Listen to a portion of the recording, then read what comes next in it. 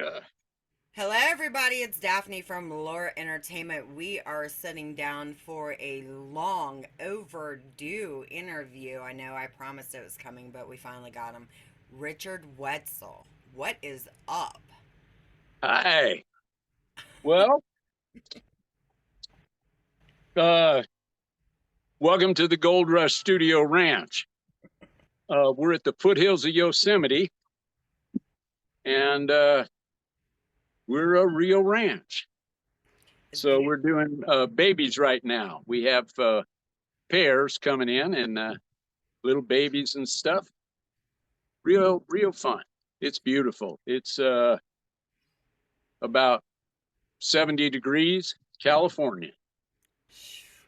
So tell us, since we set this up for the interviews with soldiers, because this is the interviews with soldiers, tell us a Sure. little bit about you. Okay.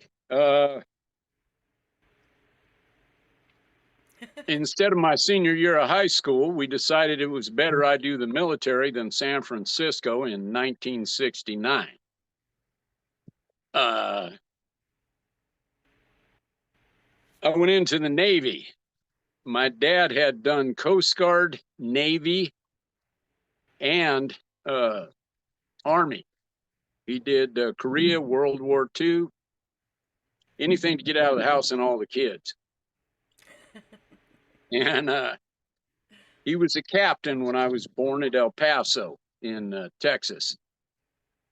Shout out to my niece. I just passed those captain bars on to her in her ceremony. She's in the Army down in New Mexico, Michelle. And I told her and her troops that she's the third one in line to wear those pins. Uh, and she said, "Were you a captain?" I said, "No, I was in diapers, and my mother felt those were safer than the pins at the time. But I did wear my dad's captain bars on my diapers. And I was raised in that. I mean, my dad was a drill instructor and stuff. And my uncles were, chief petty officers in the Navy and stuff. And I came up with all that. Uh, and I went in and studied ship fitter, pipe fitter. I think we all know the names for that are used on the ship. Uh, I also did buds. Well, let me say, I did about half of buds. That's basic underwater demolition SEAL training. And about halfway through, uh, misconduct, we shall call her, was the soon to be stepdaughter of one of the lieutenant commanders who called me in and said, "Do you have a young lady on the beach on the island of Coronado?" And I said, "Well, yeah," but I was trying to be like the old Navy guys and say, "Any port in a storm." And he looked at me and said, "That's no way to talk about a young lady." And I looked at all his awards, medals, and pictures in country Vietnam, and I thought, that's cool for this guy. Uh, I had no idea the port in the storm was the one he had called his daughter. So he gave me and my academics a chance to go to Vietnam for a while and see if I could grow up. So I shipped out with the Gray Ghost. Respect to all the boys out there, the Tonkin Gulf Yacht Club. And then one of the things, and this is my segue into Hollywood, is we guarded the Bob Hope tour.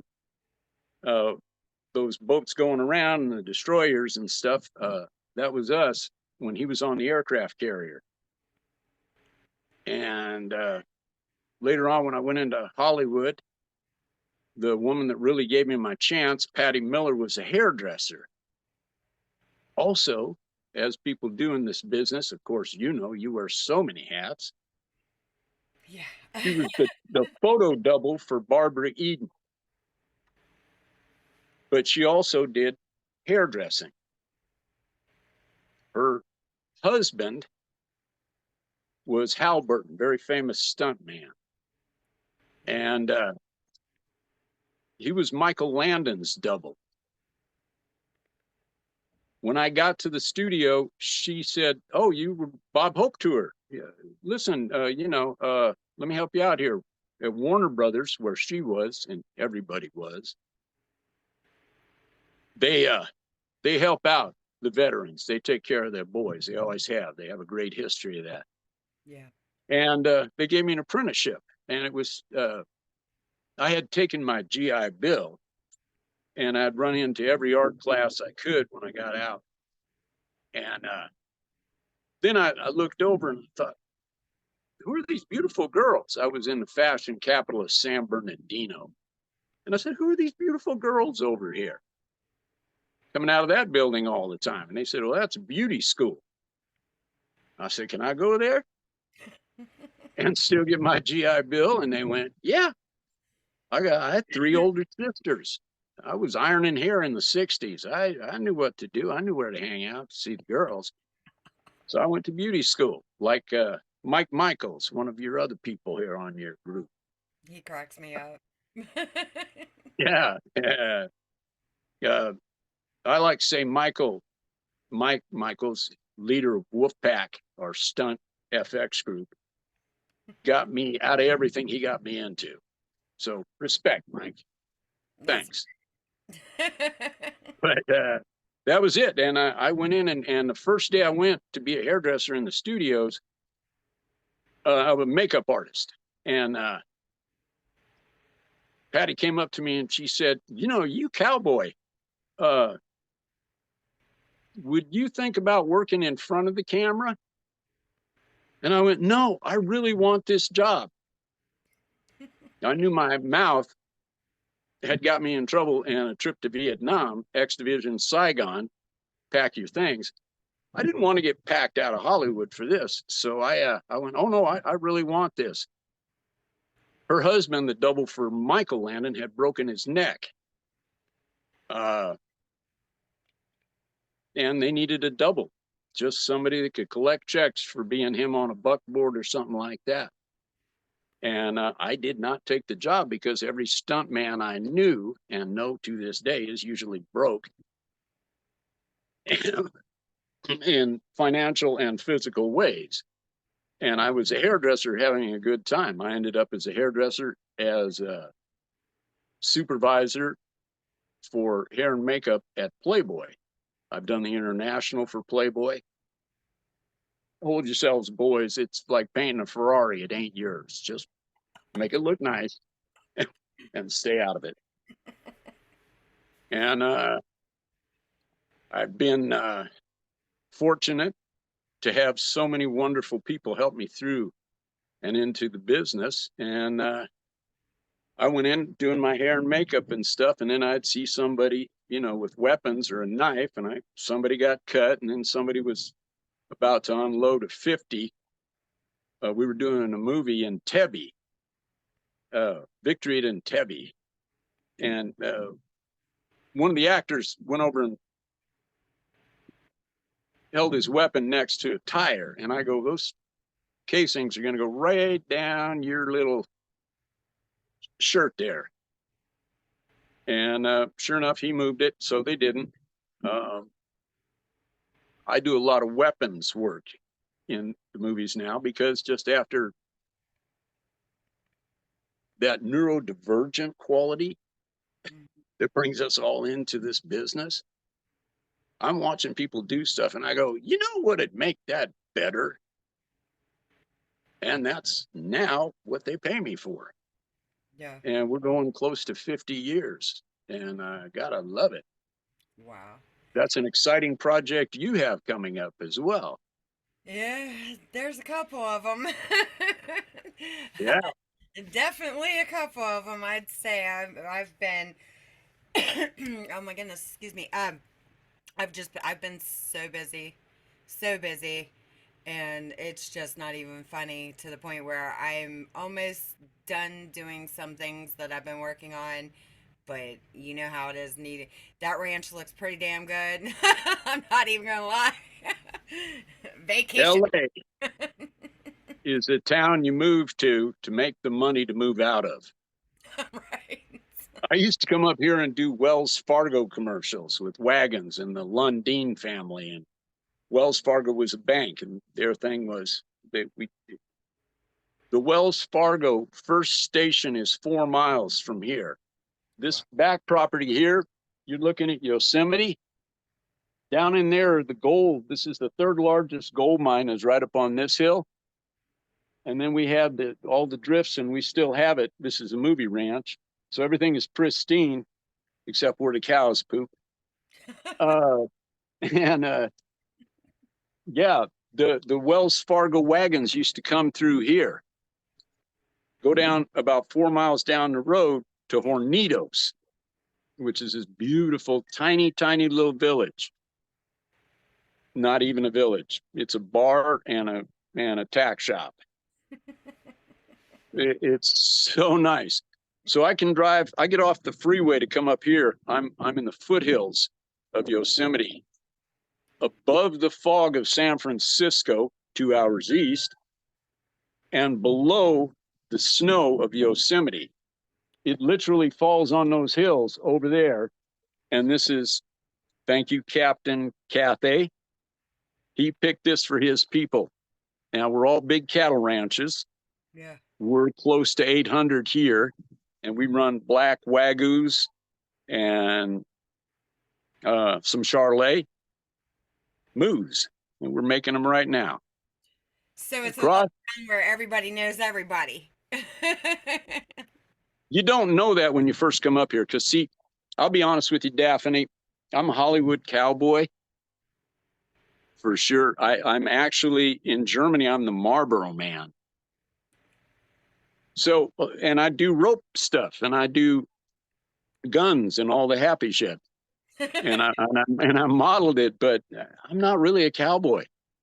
I married into a family that built this ranch. 3 daughters and German dad, Irish mom. He retired at 47 and just did stock market. He did not send her to the good schools to come home with me. Hollywood, it's bullshit. I go, yeah, of course it is. You know, now I live in bullshit. Literally, it's on my yard everywhere. You like what we've done with the yard? Fertilizer. So your wife's father was just not too fond of you, huh? Oh my God. Yeah, it's its own story. Yeah, but because I come up here, yippee-yi-yo-ki-yay, and they're like, settle. We're a lease operation, bed and breakfast for cows. They come in, they eat, drink, have sex, make babies. You close the gate. Make sure the gate's closed. What? That's it. Yeah. That's a hell of a change up from going on a film set and then going home, and then you're on basically baby delivery and shit duty, pretty much. No, not here, because they're out there. They go poo-poo out there. I literally, this is the easiest. Her father had a cattle ranch in Minnesota, you know, where you had to go dig the cows out of the snow and put them in a place, Oh gosh. you know, in a barn. And people learn ranching by ranching. Mm-hmm. He had come from a very high executive position, and he had built this ranch out of an old ranch house. Well, when he let the cows in the barn because they were cold, they pooped, and then they peed, and then that turned to ice and frozen poop. So by spring, when he let the cows out, he had to go in with a bulldozer. So he had worked this out. So when I got here, it's like, open the gate, close the gate. That's it. Right. The daughters are cutting horns. I didn't know we don't cut horns in the movies. Nowhere do you see a Marlboro man with a pair of nippers. And the backside slide with the knife to, you know, cut nut. No, I don't do that. No. And I'm frightened of daughters that can. But yeah, it's a different life here. But it's, I take some of it back to Hollywood. Now everybody in Hollywood's like, oh man, this guy's really a cowboy. He's got a ranch. You might Okay. have cut the gates. Yeah. Yeah. No, I was fortunate to work on the series Deadwood as a makeup artist, and 2 Emmys. I was part of the team for the show I on was 2 seasons actually when going we to got ask in. you about Deadwood, because I know that's a Saban film, and I was on the Wrong Turn movie. So, who directed the Blackwood movie? Was it Mike Oh, Nelson? Blackwood? No, I meant Deadwood. Oh, Deadwood. I thought we were going. I was No, about to ask Deadwood, the about your TV series. Blackwood uh, was Chris. Hmm. And I'll never work for him again because I can't do his last name because I'm ADD and that happens. Which bugs Mike. Mike hands me a script. I read the script and I go, okay, here's your script. Because I can see the movie in my head, hyper focus, Yeah. and let my relationships, my light bill, my car payment, everything go to hell. Because I'm in the movie. Boom, I'm doing that. A lot of what we do is the choreography, we do the FX. Operas of violence. In every opera of violence, there's pretty girls and somebody's a big biker kicking ass or a cowboy kicking ass. So there's violence and pretty girl. And of course, we do that. Mike and I both do martial arts. I go back to Bruce Lee when he was still here. The guys that went to Bruce Lee's backyard came back to where I trained at the Wednesday night group with Bruce Lee. And I've been with that since 1972.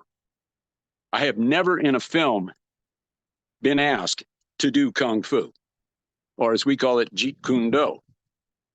Because look at this. No, I'm the guy that gets shot. I get killed in every freaking movie. What's my line? 2 weeks ago, I'm teaching a new actor how to fall and not hit the concrete with his head. Put your chin in, slip, fall, do this. How to die. How to die. That's what I do.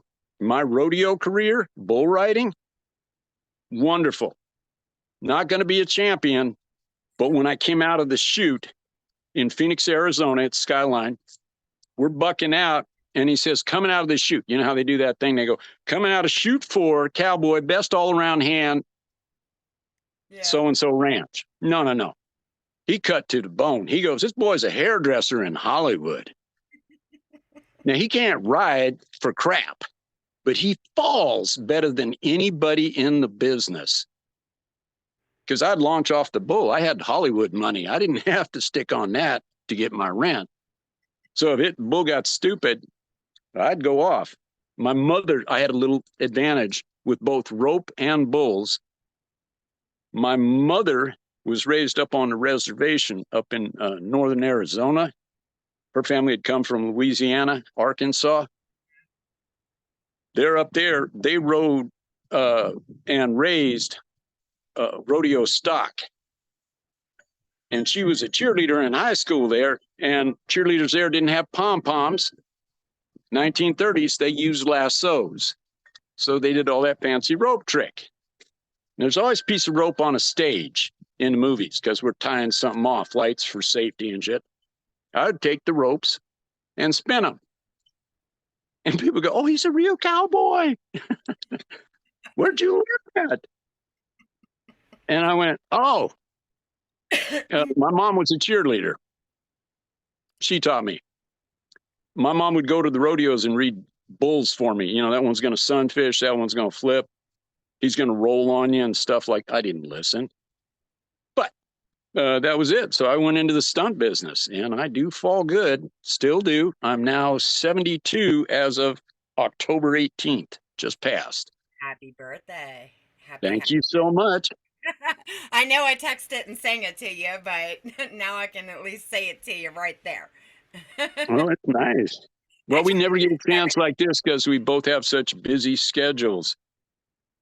Yeah, but don't worry, you're not dying in my movie. Oh, good. Not killing off your character. Oh, okay. Yeah, that's such a great script. I'm very excited to be involved with that. It's a And good the story, of course, is compelling on its own. But the way you're presenting it and producing it, you got a winner. Yeah, it's a good story. There was reasons why I took that when I did, because I've literally taken that from just a couple of things that were on paper to where it is now. I mean, 4.5 years already. We should be completely filmed by the end of the end of next year, whatever. Um, but Overnight success, well, no, 4 years later. it was it was a long road to get here, and it was a lot of figuring out the way I wanted it in my head, figuring out the way I wanted dialogue, the stories, because everybody, I've had a lot of people contact me and say, well, I've been to jail. Okay, well, there's a difference. A lot of people have been to jail for stuff that they have not done or not guilty of, or they're just there Yeah. at the wrong time. But his story is unique because they put this man in jail because they wanted to keep an FBI informant on the street. So they found somebody Oh, oh, to pin it on. wow. Yeah, and that's exactly why I decided to roll with this story and work as much with corruption and everything else. I had to take it. And this thing has been molded and rewritten and rewritten and rewritten and rewritten, and it's just now it's perfect. It's Well, perfect. the copy I got was so tight. Yeah, Yeah. yeah. And I really look forward to seeing it when it's finished too. me too. And your girls get that stuff done. Yeah. I married one like that. She's an actress from the stage who retired at I like 45, doing the stock market like her dad. And she bought this ranch herself as an investment because she dealt with such high numbers in advertising and production with that. And then we came up here. We've been together about 20 some years. And about 5 years ago, we got married. Came Congrats. up here and we're building this studio now. But it's so lovely. Ferdinand, I want to go lay under the trees and be with the puppy. And Yeah. life's what happens while you're doing other things. But you have so many things you're involved in. Yeah. Yeah. She's smart for doing that. I mean, that's the big picture is investments. Just because, I don't believe in blowing your money. I believe it's okay to blow maybe a little bit of it, but don't, because then you're going to regret it. It's always better to invest it because that way there, if something ever happens, then you've got to fall back, or your kids got to fall back, or your grandkids got to fall back. Somebody's got to fall back. It's just smart. And I love smart women. And the reason why I wear so many hats is because when I got into the film industry, I was already running a business, and I'd already went to school to be a police officer. And well, not the street cop, but the forensic profiling. I went to school for forensic profiling. Oh, that's big college time. Oh yeah, I did. That's not the academy. Yeah, I did 2 years med, 4 years criminal justice, and I had aced the exam. And then my daughter got sick, and then I went ahead and started my own painting and cleaning business, and I ran that successfully. And then all of a sudden I ended back in the film industry because it was like a calling, because this is the fourth time that I've had an opportunity. And me in my head, I was just thinking, it keeps coming around for a reason, so you might as well just do it. At that point, you might as well just do it. And I decided, afterwards, because I like business too, that I was just going to do both sides of it. And that's, Show business. yeah. One of the things I studied was choreography. I had a cousin was a choreographer, New York shows, stuff like that. He came out of my mother's family in Arizona, Arkansas. Those strange, but Gene was a fabulous choreographer. Those guys, I mean, it's such a pleasure to understand body movement and being able to bring that. I choreograph violence. I choreograph fights with Mike and with others as a stunt coordinator. Yeah. And operas of violence. We've been able to work with Chuck Norris. I've been able to work with John Wayne. It's just, it's a dream. There's a price. I do not know how you do it. Oh my God. Everybody asks that. And I love Chuck Norris. My dad was a huge fan of Chuck when growing up. But what was funny is me and Mike we were having a conversation one night, and I had told him, because he knows my kids were in the Army, but I told him because he brought up something about Chuck. And I said, well, I've got a picture. My son had sent me a picture of him with Chuck Norris.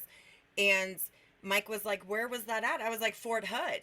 He goes, well, then I probably took it. And I sent him the picture, and he actually remembered taking the picture. So Mike asked me, he was like, do you want the rest of the pictures that I took? Oh, my. Yeah, I told him, I was like, send them to me, because that way there I could send them to my son, because my son's still there at Fort Hood right now. But yeah, it was so funny that how cool. am working with Mike now, and I think my son got that picture a couple years ago.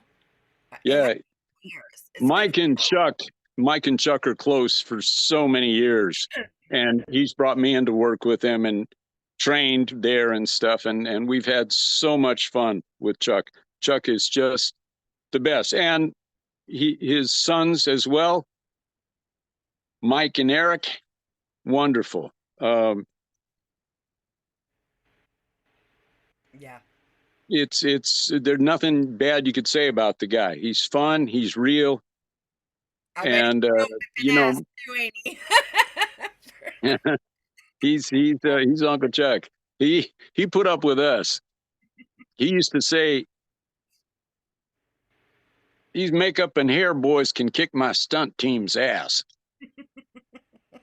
And then there's a million stories we have of these things where they've called us in, and Chuck goes, well, you throw weapons. And his son Mike, who was directing, and Mike Michaels and I went out, put a dollar bill up, and had to throw and stick a star in it. Those ninja stars. Yeah, I like them. And they go, let's see who's going to do that, because we're doing the meeting, as you know. But for anybody that doesn't, we have actual meetings of this stuff. I used to think they just did it on improv, but no, they have meetings, production meetings, and they go, who's going to throw the star? Well, let's go out on the stage, put up a thing. Whoever can hit closest to the dollar bill. I went first, took the star, threw it, and stuck it right in the head. Damn. So they went, well, you do it. And then they went back and told the legend. Now I got to go back and practice, because that was a one-off, you know what I mean? Yeah. And then I had to practice it. And then you get there, and the gag was, Chuck walks through the door and somebody throws a star and sticks it next to his head. Oh my gosh. And I went, no, and no.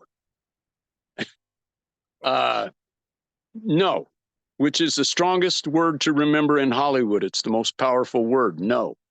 I said, I'm not doing that. We can put it in, you can make camera magic, whatever you need to do, but no. But they will ask you to do stuff like that. I have done stunt with them, an episode called Fighting Back, and I got kicked through double French glass doors and out onto a glass table. Wow. And you jump backwards to do it. And he has these wonderful kids that have so much talent. But when they go and you got to do the kick, and you only got a couple of rigs on that door. So you got to sell it. And you go back and boom, you bust through the glass. They have little shots that make it go out. And the guys were very careful. And I went, after I'm finished, and I'm laying there, Mike Michaels comes over and he has to dust the glass out of my eyes, which is all the sugar glass, like those breakaway bottles. Yeah, I hate those things. And I said, God, this is so great. You guys are so attentive. They go, yeah. Well, the last guy went out a window into a dumpster and one of the sheets went through his kidney. Holy shit. Wow. Oh, so we're a little more careful now. I'm like, okay. Show business, timing. My God. Yeah. So we do that. We make sure nobody Alec Baldwins. We do the weapons on set for a lot of pictures and stuff. I'm a stunt coordinator and weapons guy. Thank you, military training, still using it. Thank you for the sidearms, still using it. No, I'm not. I turned mine in. Safety's important.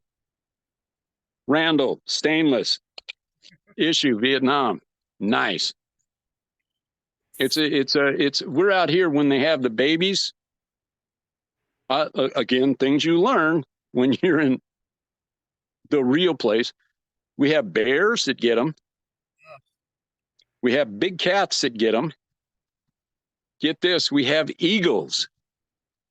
In the first 2 days that calf is down, they have eagles that will take them down. It's Jurassic Park out there. Then you have wild feral hog. Oh, that's redundant. Feral hogs. I have people from Arkansas. I've heard legends of them, and I know a little bit about them from Arizona, spending time on the revs. But we had little bitty ones. These boys are fat up here. They will charge you. You'll see a cute little pig. Oh, little pig. No, get out of there. And then we have bulls and stuff. So yeah, you do have a sidearm. And anybody that's on a picture, if I could take this out, go hot for a second. Go ahead. This is what you want to do on set with any gun. I don't care if it's an airsoft or whatever. Take it.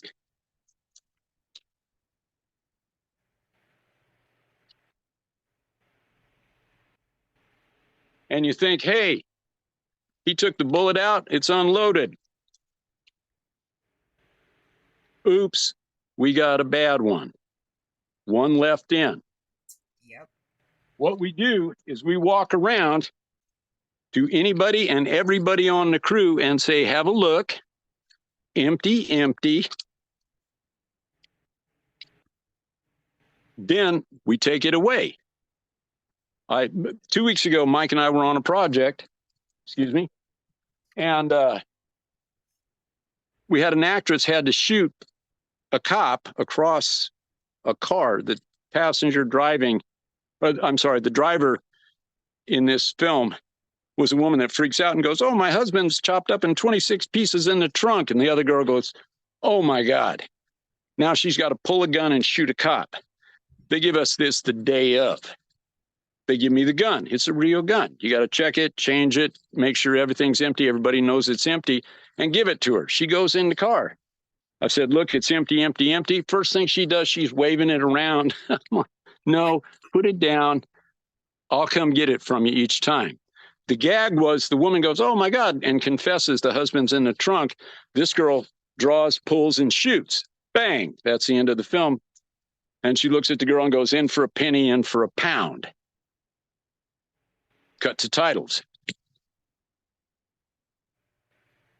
We lost Brandon, Bruce Lee's son, and I brought paperwork, news of it from Caracol Studios to his mother, because I'm part of that group. And I don't want to do that to anybody's mother ever again. So when you get on a set, check these weapons. And everybody wants to go home at the end of the day. You don't have to have blanks anymore. You can have a 9-year-old, and I suggest a 9-year-old, on a laptop in the next room who can simulate that flash. Yeah. And I've never had one of my films anyone injured. And I'm a safety Nazi. There's no question about it. And so is Mike and all the wonderful guys that trained us through the years. Yeah. Because you never know what you're called on to do as a hairdresser. I There tell were you, too many girls and we had motorcycles. It was the time of shampoo. I miss Brandon Lee. I loved him, and I loved that the Crow. I've actually got the soundtrack on my phone from the original movie, the original one. And when I found out the way that all went down, it was just it was crazy because I loved him so much, you know what I'm saying? And then when I heard, because after I'd first watched it, I did not know, because I think I was like, God, how old was I when I came that? I think I might have been 15, maybe 14, 15 when that movie came out. But I tell you what, then I ended up with like the biggest crush on him. And then when I found out what happened, it just blew my mind. It Yeah. blew my mind. You know, And it was senseless. It didn't have to happen. yep. It was done post production. They had finished the movie. They were doing what we call a pickup shot. Someone in an edit needs, oh, hey, we forgot to do this. Yeah.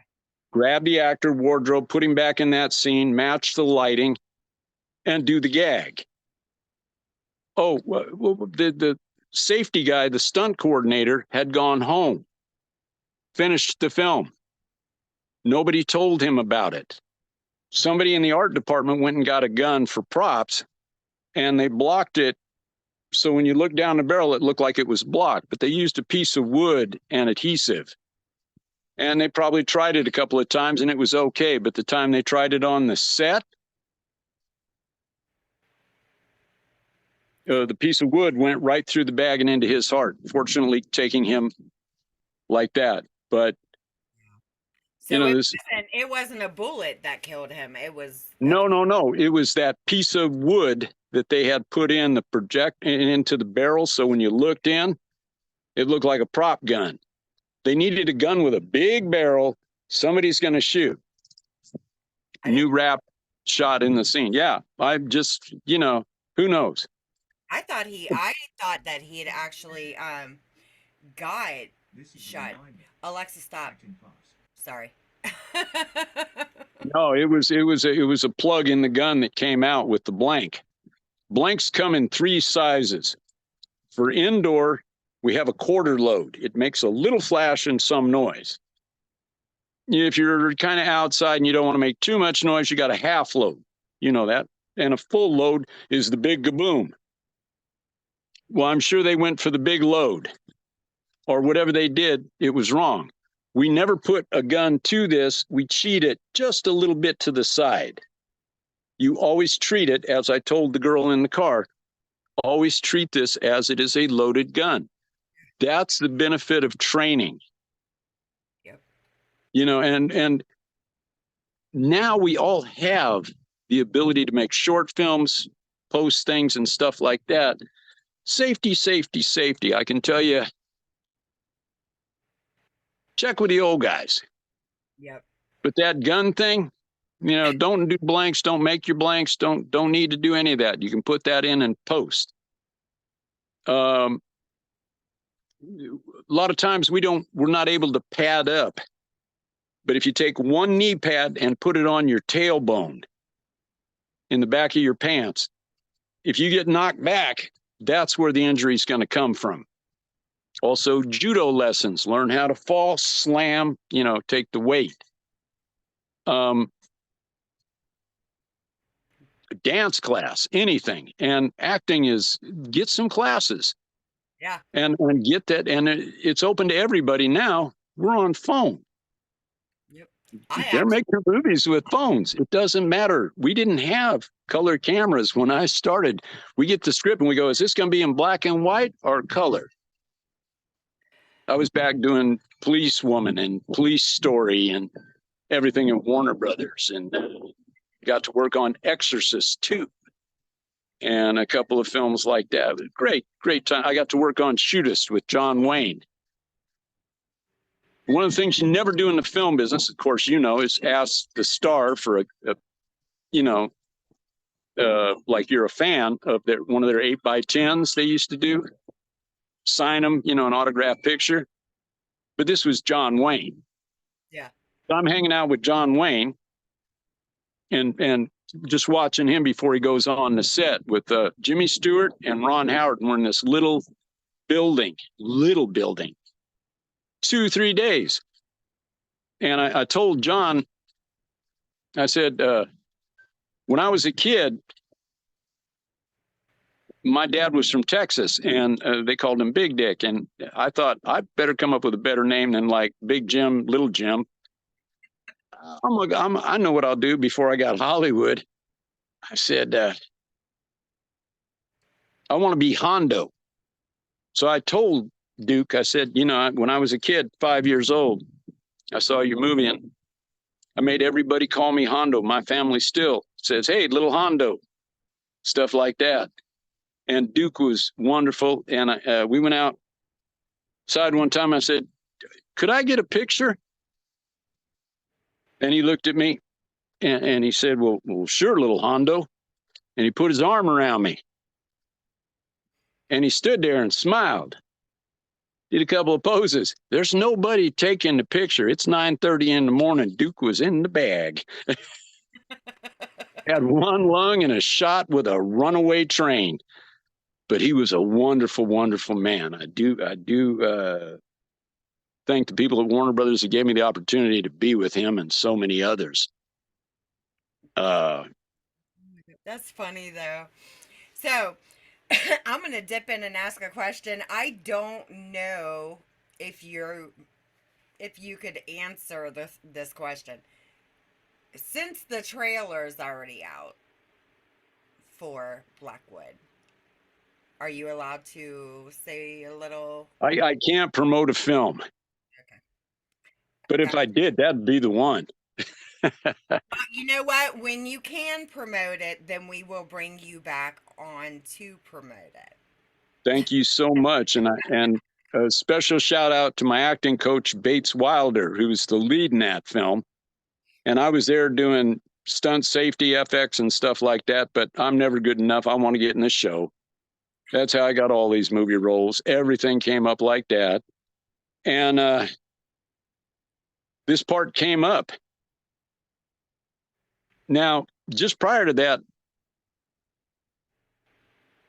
I had gone and done a little preparation in Mexico. I had my upper teeth pulled out so I could do that 4-on post and have Hollywood teeth. Yeah. Not knucklehead teeth that I had. So I had my teeth done. They gave me temporaries. COVID hit. Couldn't do anything. I couldn't get back down there. I'm on this film. I've got dentures and glue, and I'm held together with smoke and mirrors. And the director, I pulled the teeth out, and I had to play this miner that was getting ravaged and torn apart. And I pulled my teeth out and screamed like kind of a Gabby Hayes thing, you know, oh, you know. And Bates Wilder said, you got to cry in this thing. You got to be just bawling. And I go, yeah, okay, well, how do you, and he goes, think of something real sad in your life and just think about it. When you're thinking about it, just stand there like a book. What's a book? It's words. But people take those words and tell themselves a story. They'll look at you and they'll tell themselves that story. Yep. And we had a lot of fun with it. And it doesn't take a lot of money to make good movies. And I know you're going to have some great ones coming up here. I'm very proud to have caught your attention to get into this, you know, thanks to Frolic, Sharky. Oh my God, he is so silly. I only make movies to hang out with Mike and Shark. Relationships have come and gone in my life, but those boys have always been there. Well, I think I get on with everybody that I've been bringing in because I like down to earth people. I grew up with 8 brothers, 3 sisters, and we have like a blended family now with a bunch of kids. So it's just like I could be a girly girl or I could be a tomboy. And David kind of reminded me of my brother. I swear they act, if them two, and actually when I worked with Frank Grillo, actually all three of them kind of look alike. Sure. Or they look alike, act alike. I swear to God, it's weird. And then me, I'm a natural smartass anyway. So when I was on the set of Donnybrook, Grillo was coming through the gate and walked into the gate, and everybody was quiet. But me, I can't keep my mouth shut, you know? So it was, oh, there's a gate there. And he come in and he was laughing about it, and he was like, "Fuck you, Ohio," you know what I mean? But he thought it was funny, and then I knew what kind of guy he would probably be offset. And then when I started talking to Frolic, he clicked. And I tell you what, I like humble people, normal, humble, regular people. I don't care for divas or snooty, uppity type people. That's not the person I am, you know. So I can't. I got on with them real quick, and they all crack me up. Every single one of them. Every time I'm on the phone with them, they crack me up all the time. Oh, So yes. I see. I see We're why. we're almost 50 years into this, and we're still on the phone like little teenage girls with each other almost daily with silly stuff. But yeah, I love the boys, and you know, I've trusted them with my life and taking it to questionable limits. But hey, here we are. Yeah, Yeah, it's good. definite. Oh, Yes. goodness. So, what's on your agenda? Do you got anything? I know you can't really talk about movies. Yeah, we Strike right do. now. Yeah, So, we do. We have some stuff coming up here right at the ranch. This was the area frequented. This was the stomping grounds of Joaquin Murrieta, and he was the Robin Hood kind of Spanish bandit that Zorro was filmed after, and those stories came out of. He's again 4 miles away, and there's so much rich history up here in this area. The Buffalo Soldiers, the Black Cavalry Unit, they were the first Yosemite Rangers. wow. I mean, the place was closed up. Nobody saw it because it just had a little narrow pass.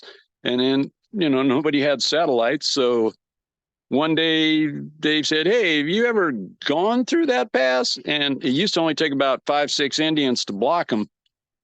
They got up in there, and then Teddy Roosevelt and those boys went up. And it's so beautiful here. It, I can't wait till we can host you and yours up here. oh, I'm looking forward to coming there because I've never been to Yosemite, and two, I mean, I grew up in Vegas, but I really miss the mountains. Just being able to see them. I mean, you can be right in the city and you can see all these huge mountains, and I really miss that. I do. My It just, daughter went to Reno State, oh my Nevada State, Reno. Yeah, God. she has a communications degree. Thank God. And Small though, or at least it was last time I was there. mhm. Reno being a small little city. I don't know if it's expanded or not. I haven't been there. Oh my God, it's been years. It's been Oh years. yeah, I go there for films occasionally and stuff. It's just a lovely town.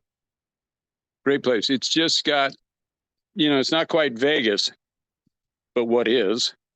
Yeah. And yeah. Yeah, I mean, you were raised in the show business world. Yeah.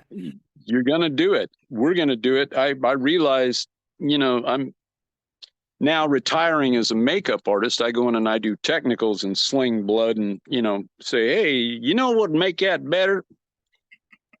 But mostly I'm moving into the acting and creating, producing with my wife. We've done a couple and produced some rock shows. Learned to go back to the movie business because I don't know anything about the rock business, rock and roll. Thank God there's insurance and a wife that says, you know, if you give those guys all that money, you better have Lloyd's of London cover you. And guess what? Yeah. The rock That's is a little complicated. I will grant you that because I do have clients that I manage who are actually in that industry. And it has its benefits, its ups and its downs, but it's just like it's a job. It's any other job. It's just something somebody loves to do, you know. I worked with Willie as his stylist on a film, and I've worked with Snoop Dogg, both of them. And Snoop goes home at 5:30 so he can coach his football team.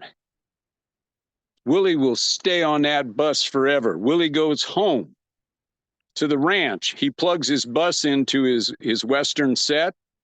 You know, they got the power for the lights and stuff. He just takes the motorhome back there and plugs it in. If his wife comes in from Hawaii or something, they stay at the Ivy and the bus park. But when it's just, you know, on the road and off to wherever we're going, Willie would stay on the bus. What? Yeah. Hey, I've got so I've much got fun one hanging over here. out with those two, Willie Nelson and Snoop Dogg. I'm not even gonna lie. I think that would just be a blast to hang out with those two. There's a common thread with all of us, smoke and mirrors. Uh, but yeah, they come to me because I'm, you know what? And they go, hey, Hollywood, which is my nickname because everybody in the movie business has the name Steve, Bill, Rob. And when you're calling out on a set, if you say Hollywood or in a pizza place up here, you say Hollywood, uh, people know who they're talking to. Oh, I was giggling about that and lost the thought of the other. ADD. Anyway, Rob Bill. about what? Steve Rob Bill. We are at the names Steve, Rob, and Bill. Everybody's getting called something. Oh, yeah, I wanted to be called Hollywood. And it came from the Bruce Lee guys because when I was doing the fighting in Bruce Lee, he had this thing he did in film. Let me step back a little bit, where he'd punch. And you get the line and you get the arm.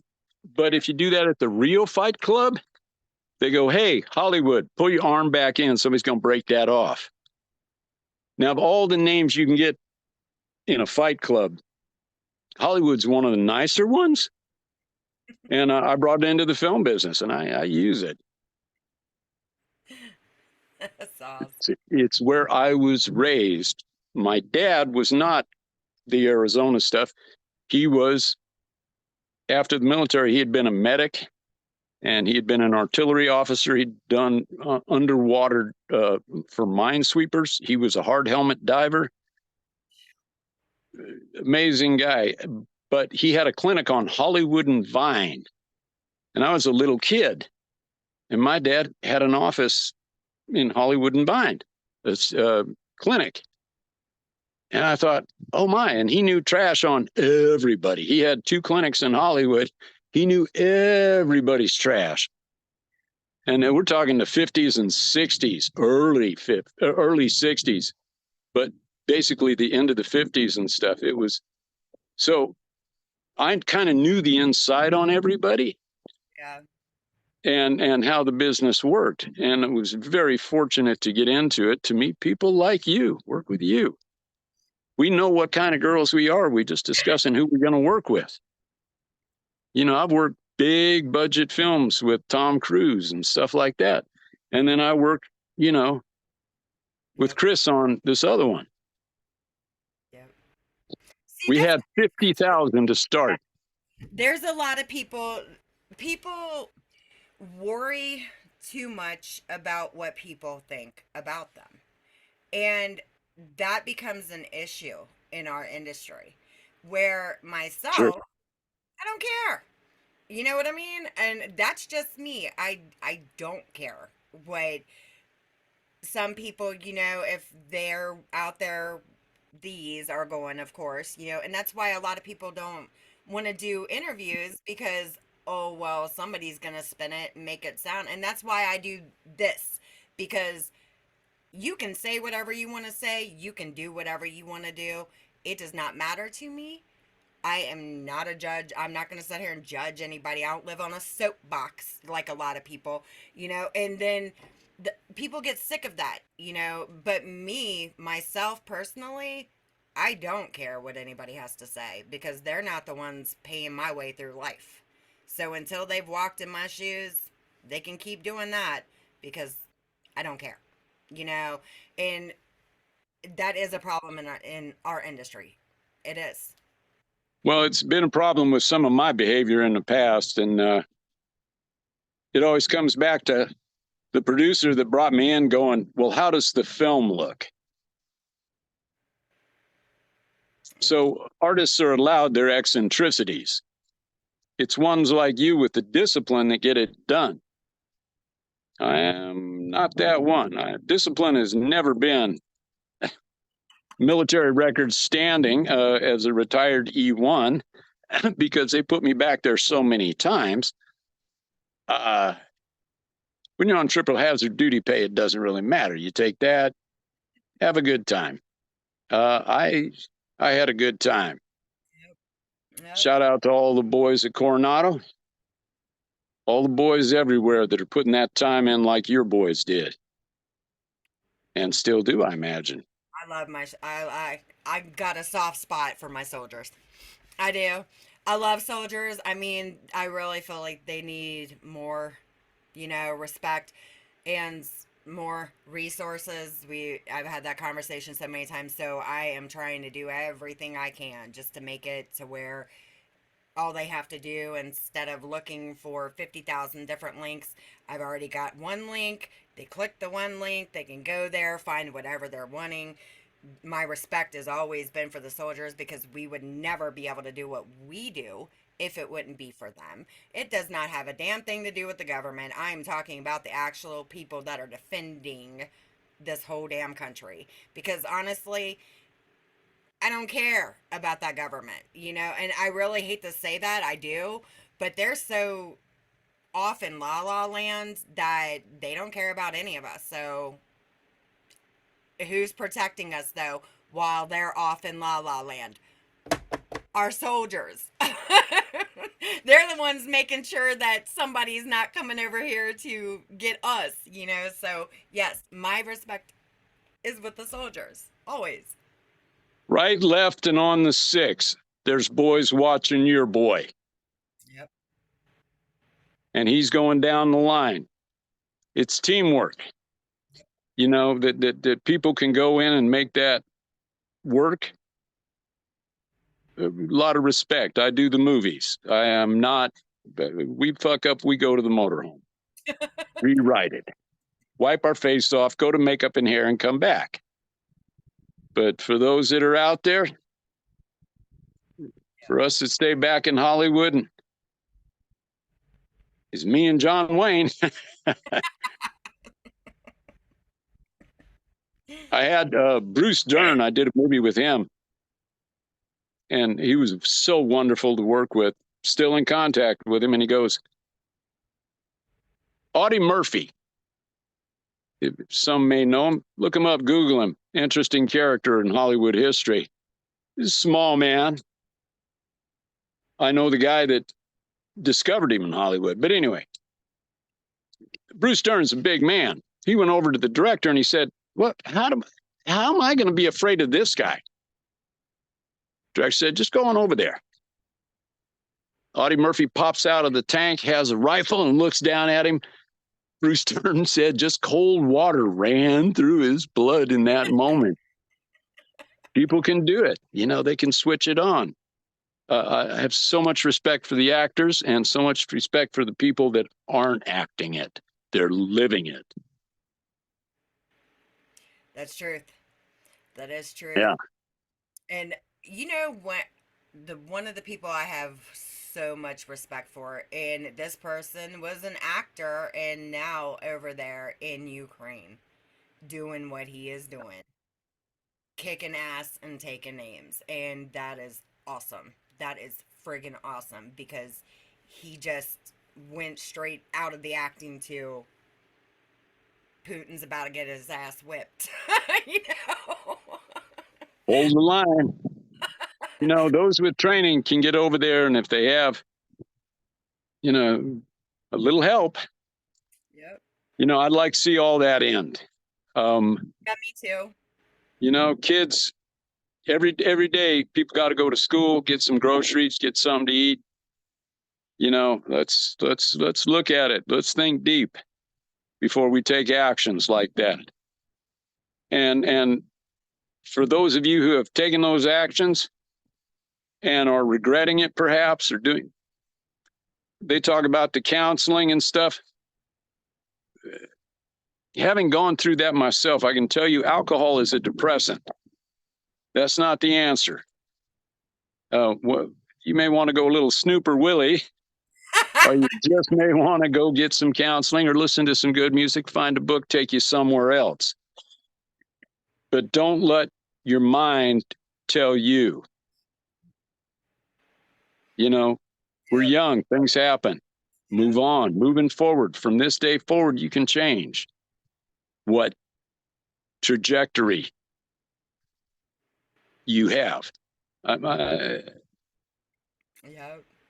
Veteran suicide is such an important. Go Go ahead. I was saying the veteran suicide. My niece, the captain, she's a social psychologist for the Army. That's what she does. Yep. And she deals with this every day. I deal with real women in the military who are forgotten. A lot of them. I need My wife, her best friend is a bird colonel, and Laura Ludwig, and she was over in the shit, in the sand trap forever, and taken. And I got charged up one time and thought, I'm gonna go over and do a little thing here. I was on a movie, and some of the guys were bodyguarding for Willie and for Jessica Simpson. And they said, and we talked and we did some stuff, and they go, well, you do that stuff with your hands and all this military stuff. You want to be a contractor with us? And they offered a lot of money. And it was in the 08 housing crisis. And I was like, yeah, let me think about that. Yeah. Well, my wife told her bestie, her cousin, and Bird Colonel comes over and she opens her laptop. She starts showing me pictures where they're taking scoops, ice cream cone scoops out of bodies, butts up in the air. The things these kids went through, the horror, to witness it, to have it happen to you, to anybody. We need to work on that. But just like the ranch, have yourself ready. You never know when that hog's coming through the fence for you. Yep. I mean, they give you the alternative. There's a lot of things about the automatic weapons and stuff like they give you the alternative. But if you know somebody's having trouble and stuff, okay, drop by. Yep. Don't even need to talk about it. But don't get wound up in the alcohol, because the alcohol will take you down with it. I mean, I do, God knows. My set cup, it might be whiskey. I think I'd rather hang out with Snoop and Willie.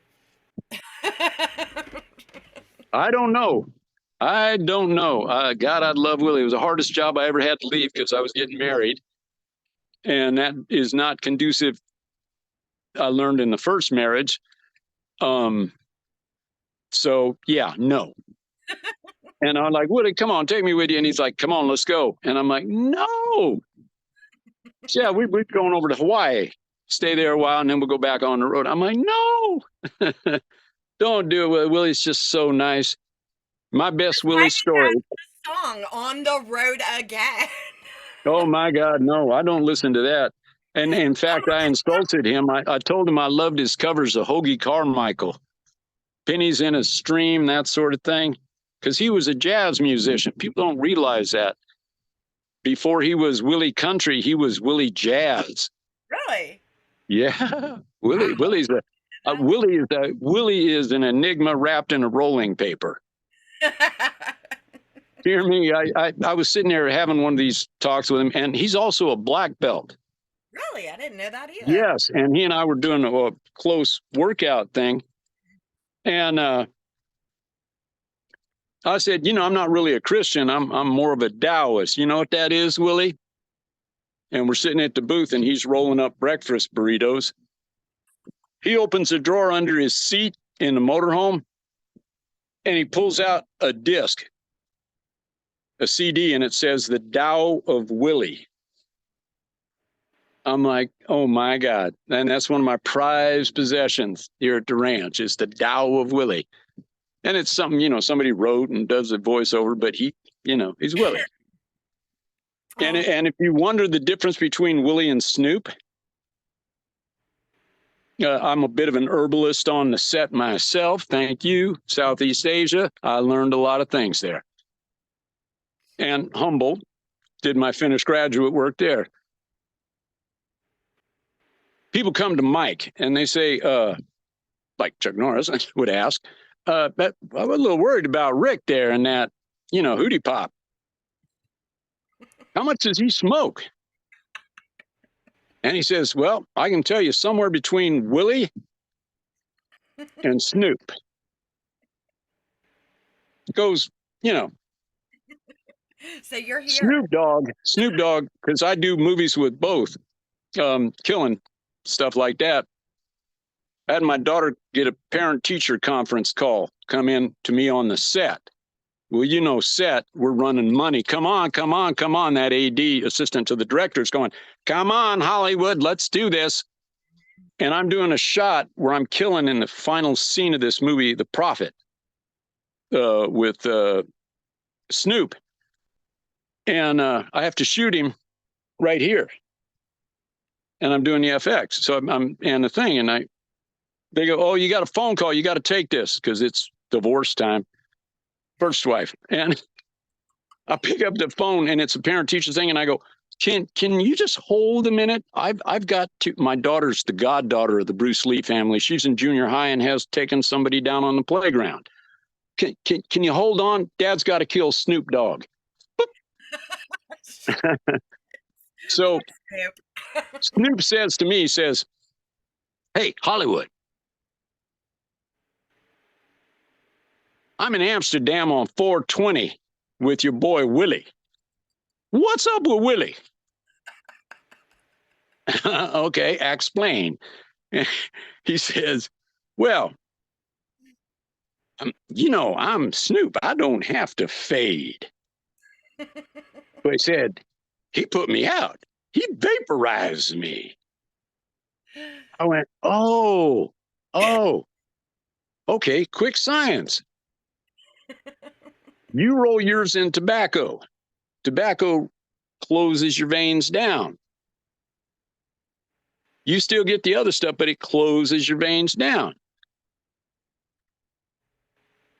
The herb is a vasodilator.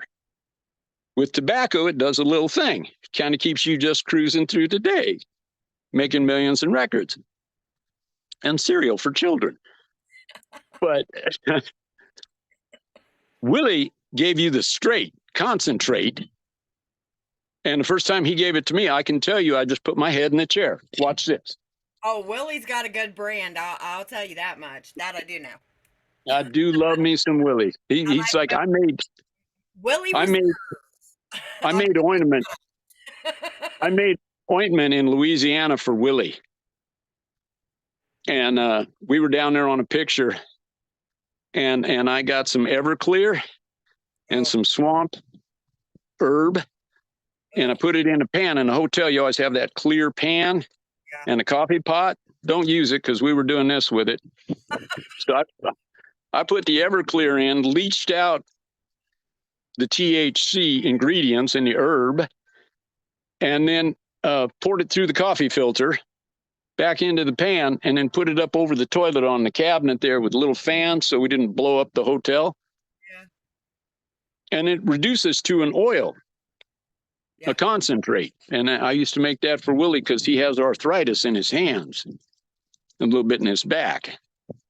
But yeah, and I made it for some of the Delta boys. I made it for some of the PD.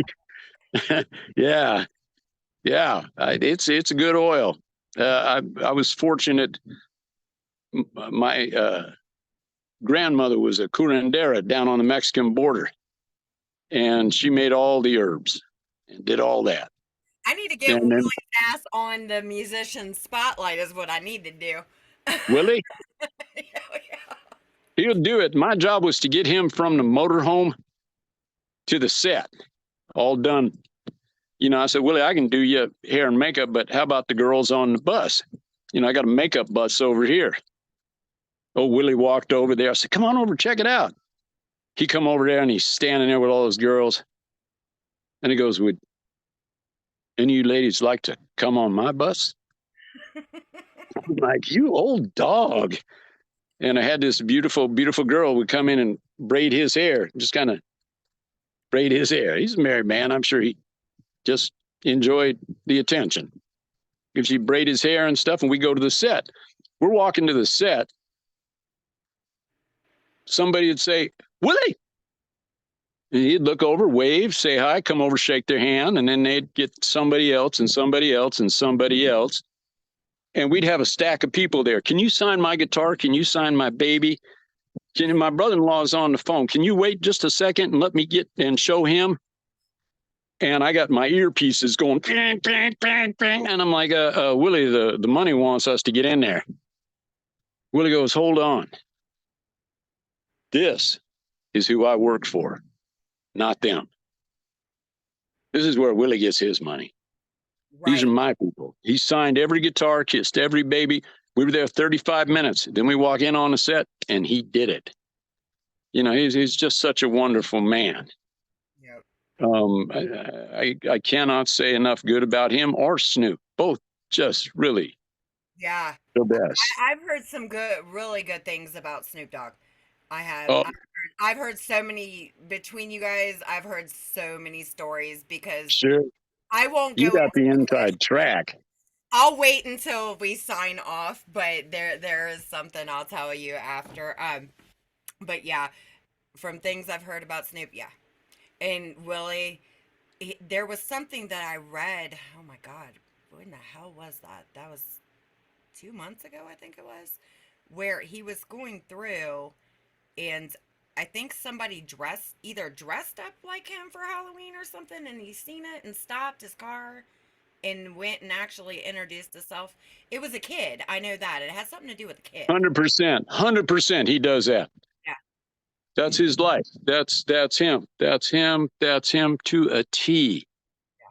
That's awesome. They're both wonderful gentlemen. When I'm with Snoop, they got to put the cord up and stuff like that, because too many people, want to come in that way. But I love their song, Snoop's song. I'm always listening to that song. It's got an old song he did with Ice Cube called "Go to Church." I love that song. It's an older song, but I don't care. I'm old school. You know what I mean? So baby, going down the the street classic. doing that, people are just looking at me like, "What the hell is wrong with this woman?" I don't care. Sure. Off in my own Yeah. world. Mom. Yes. I love them both, and I've had such a good time with them. And I've been given the opportunity to walk in this garden of movie stars and share time with them. Yeah. And I can't wait to be on the set with you where we can tell the stories in person to each other about All right. wild and crazy that we don't tell out of school. Unless you buy me a beer or a whiskey, and then, you'll probably hear the story. Oh, I got you. Believe me, because I'm a Corona drinker when I do drink, so Ah, I love Corona. It's my favorite. I But do too, because I was raised on Mexican beer. When we'd go down to visit my grandmother in Nogales, Agua Prieta area, northern Sonora, yeah. we didn't drink water. We had a camper, but my dad would stop at the Coca-Cola bottling factory in Mexico because he spoke Spanish as a first language. And he'd get a case of Cokes. And he'd say, don't drink water, drink Coca-Cola. And it was that sugar Coke. Oh, I love traveling. And and then we'd go by the brewery. Later, when older, we'd go by and we'd be drinking in a Mexican bar, and he'd say to the guy driving the beer truck, he'd say, "Come on, take us with you. Let's go to all the stops." And we get in the beer truck, and we'd buy lunch, and we'd go with this guy, and we'd buy drinks, and we'd party in every bar he stopped at, and he'd tell us about them. Had so many adventures down that way.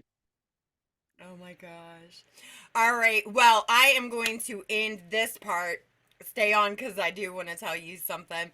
And we are definitely saying thank you for your service in the military, of course. And we are thanking all of our soldiers out there.